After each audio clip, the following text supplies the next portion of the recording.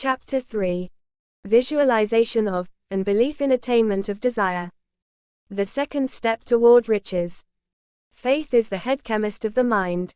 When faith is blended with the vibration of thought, the subconscious mind instantly picks up the vibration, translates it into its spiritual equivalent, and transmits it to infinite intelligence, as in the case of prayer.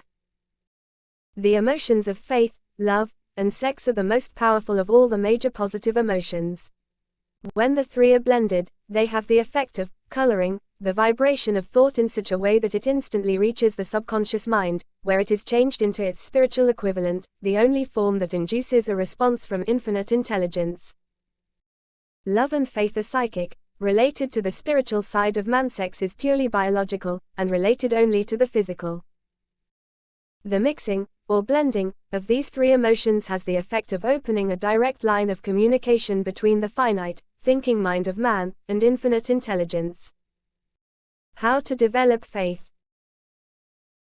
There comes, now, a statement which will give a better understanding of the importance the principle of autosuggestion assumes in the transmutation of desire into its physical, or monetary equivalent, namely, faith is a state of mind which may be induced, or created, by affirmation or repeated instructions to the subconscious mind, through the principle of autosuggestion.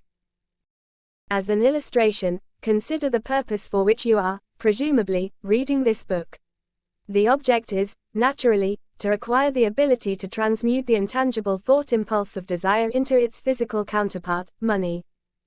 By following the instructions laid down in the chapters on autosuggestion, and the subconscious mind, as summarized in the chapter on autosuggestion, you may convince the subconscious mind that you believe you will receive that for which you ask, and it will act upon that belief, which your subconscious mind passes back to you in the form of faith, followed by definite plans for procuring that which you desire.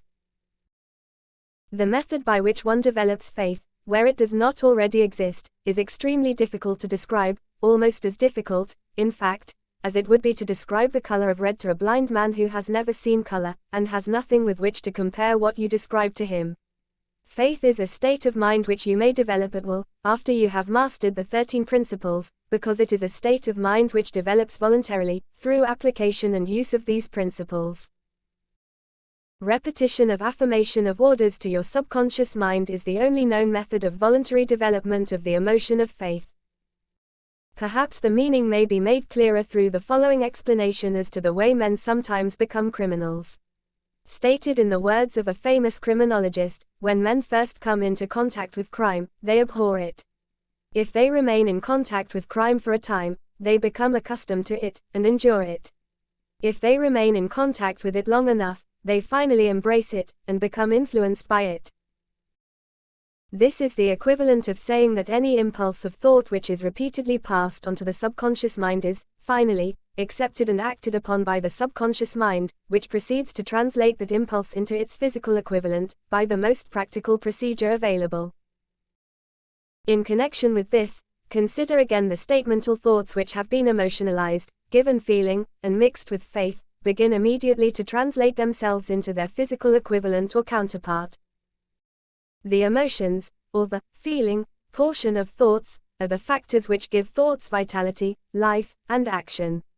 The emotions of faith, love, and sex, when mixed with any thought impulse, give it greater action than any of these emotions can do singly. Not only thought impulses which have been mixed with faith, but those which have been mixed with any of the positive emotions, or any of the negative emotions, may reach, and influence the subconscious mind. From this statement, you will understand that the subconscious mind will translate into its physical equivalent, a thought impulse of a negative or destructive nature, just as readily as it will act upon thought